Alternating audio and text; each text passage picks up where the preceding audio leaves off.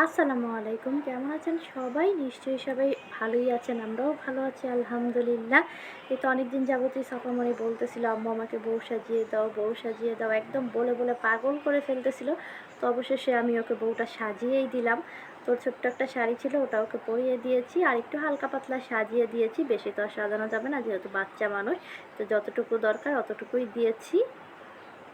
তো এত বেশি নড়াচড়া করতেছিল যে ওকে সাজানোই যাচ্ছিল না। তো তারপরেও যতটুকু পেরেছি আলহামদুলিল্লাহ।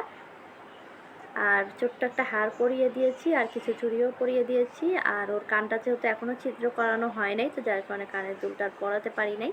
আর এই টিকলিটা আমাকে একটা গ্রুপ থেকে গিফট করা হয়েছিল, ওটা ওভাবেই প্যাকেট করা ছিল, আমার কখনো পরা হয়নি। তো কীভাবে যেন এটা টেনে বের করেছে, এখন বলতেছে আমাকে এই টিকলিটাও পরিয়ে দিবা। তো ওকে টিকলিটাও পরিয়ে দিলাম। আর শুধু বলেছিলাম যে কিছু সেলফি তুলবো আর একটু ভিডিও টিডিও করবো। আর শুরু হয়ে গিয়েছে আমার মেয়ের পোজ দেওয়া। ওকে কিন্তু আমি বলিও নাই কীভাবে কীভাবে ছবি তুলবো, ও একা একাই শুরু করে দিয়েছে পোজ দেওয়া। তো আমার মেয়ে কিন্তু অনেক পাকনা, অনেক অনেক বেশি ঢঙ্গি, অনেক ঢংমং জানে। তো আমিও মনে হয় জীবনে এত ঢংমং করতে পারি নাই। আমার মেয়ে যত ঢং জানে আর যত পোজ পাস দিয়ে ছবি তুলতে জানে। আর আমার সাফামণি কিন্তু ছোটোবেলা থেকেই সাজুগুজু করতে অনেক বেশি পছন্দ করে, একদম আমার মতোই।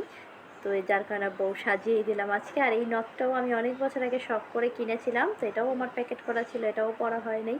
সেটাও এখন টেনে বের করে বলতেছে এটাও আমাকে পরিয়ে দাও। তো দিলাম এটাও পরিয়ে, যে নিয়ে বউ সাজার এত শখ, আজকে যা যা পড়তে ইচ্ছা হয় পরে নিক, এত শখটা পূরণ করে নিক। তো বউ তো সাজিয়ে দিলাম, এখন জামাই কোথায় পাবো? জামাই ছাড়া তো আর বিয়ে হবে না, তো জামাই ছাড়াই বিয়েটা দিয়ে দিলাম। তো অবশেষে আমার 5 বছরের কন্যাকে বিয়েটা দিয়েই দিলাম। তো সাফামণিকে কেমন লাগছে সবাই একটু কমেন্ট করে জানাবেন, আর ওর জন্য একটু দোয়া করবেন। ভালো থাকবেন সবাই, আল্লাহ হাফিজ।